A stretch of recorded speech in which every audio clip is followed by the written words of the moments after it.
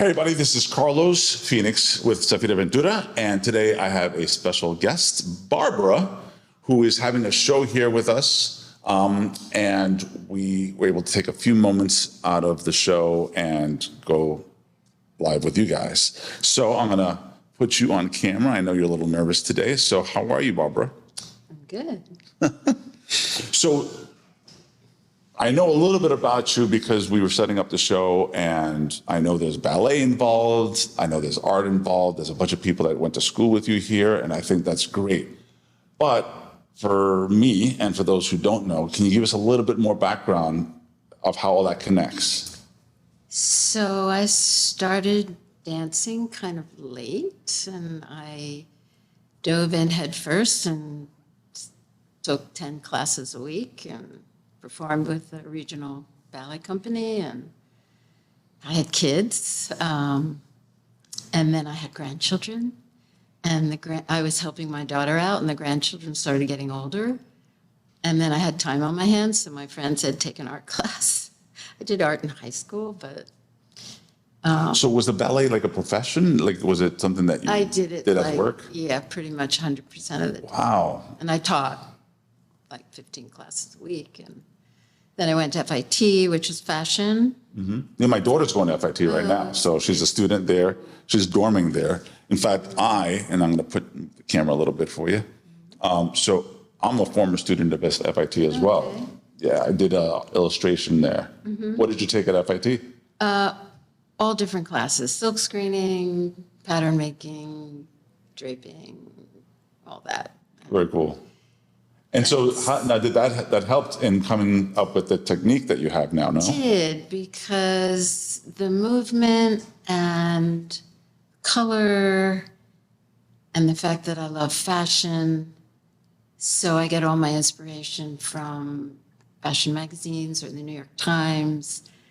I remember in 2016 when the news was so crazy and I was looking through the papers and I saw these headlines and it just started ripping like crazy and gluing it onto my canvas and then covering some up and leaving some and putting images. Some of them were political, some of them were... I noticed, yeah, some of the artwork you do has some messaging hidden inside of it.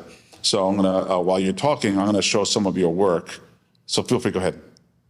Yeah, so yeah, these are mostly fashion, you know. I mean, fashion's my happy place, and the news kept getting worse and worse, so I go to my happy place. Yeah, it's beautiful work. And then some artists, I paint different artists. That was Trey Gucci. So do you ever get commissioned from companies to do some of the work you do? I get commissioned from private people. Okay. They send me a photograph of somebody, and, Nice. or a couple photographs, and I'll do sketches. And Now, there's a piece out there that everybody seems to be thinking that I am the model. So, which I think is fun. You know, it's playful. I like that very much. So, in terms of inspiration, so you get commissioned, but the kind of work that you do, you're saying that you basically look at a newspaper and draw. yeah, if the image interests me, and then I look at the story, and if, you know, the story interests me, then it's a good combination when I paint. Sweet. Yeah. So there's a couple people, there's a couple of pieces that I saw. The one with the women that were inspired by fashion from, I think it's Lagos. It was in the New York, like New York Times, the African women. Yeah. Yes. There's a fashion exhibit at the Brooklyn Museum, and then there was a photo of these women all holding hands, and that was like right up my alley. So I started sketching. And so tell me a little bit about the process, and I'm playing some of your stuff here. Tell me a little bit about the process of how you put stuff together. So you get inspired, and then what happens? And then I put an image on a canvas, and I try to find, because I work with all different sizes. So I try to find a size that the image wants to be on. Or sometimes I'll just buy an odd size canvas and I'll have it sitting there and all of a sudden I'll see an image and that image wants to be on that canvas. Nice. And then I'll just go through magazines, and sometimes I do a lot of sketches and put the sketches in the paintings. Very cool. And so now you have a show. What brought the show on? How did that come about? So I did a Clio art fair, and Liz came Oh, nice. and liked my work, and then we started talking. Well, so far is in the time that I've been here at the show, at the gallery, this has been a great turnout. I mean, the amount of people that showed up is great. What I love also is that so many of them are artists also. They are. Yeah. So to me, that's a big deal. Yeah. Because I don't think any of my art friends come to see my art. So I think it's great that those who are familiar with the process or their own processes and come, and from what I've been hearing, they find it very inspirational watching you, and they become a very big fan of you. So I think that's awesome. Congrats. I love my friends, and they're very supportive. And yes, we all learn from each other. That's awesome. So is there anything in particular that you, like, do you have a favorite piece in particular, or does that work? So some people don't like to have a favorite piece, but what about you? I do have some pieces that, I would hold on for a really long time and just didn't want to sell them. And after I have them for a few years, then maybe I can let them go. And a lot of times my favorite pieces are some of my newest pieces. Okay. Yeah. Well, that usually happens. Like, no, okay, so I'm an artist, I'm an illustrator, and one of the things I find as a problem is when I'm painting the piece for a long period of time, and I don't know when to stop. Right? Like, it's a very difficult point in time when you look at it and you're like, no, I can probably tweak this, or I could probably fix that. And there's got to be a certain point where you just say, okay, it's complete. And it's very hard to figure that out. With your art, how do you figure that out? So I had a really good teacher early on. From FIT or another school? No, from an art center in the suburbs of Philadelphia, where we have a house.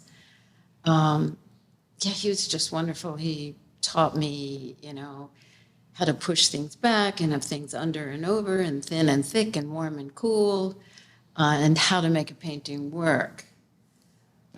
And so he says sometimes a painting can be never done. Okay. Look it up on the wall and say it needs this or that. And you just have to be okay with that. Yeah. Yeah. So, and I'm not going to bombard you with a million questions, but the materials that you work with, I'm seeing some acrylic, is that right? And then, of course, there's paper and newspapers and clippings and stuff like that. But, and they're on canvas, I'm guessing. Okay, good. And is there any gesso involved also, or no? No. And you coat it to protect it. Okay. I use a medium and I use wrapping paper, and I had my little 4-year-old. Test your paintings. She came over to work with me, and I had these small paintings, and I'm thinking, what would she like to work with?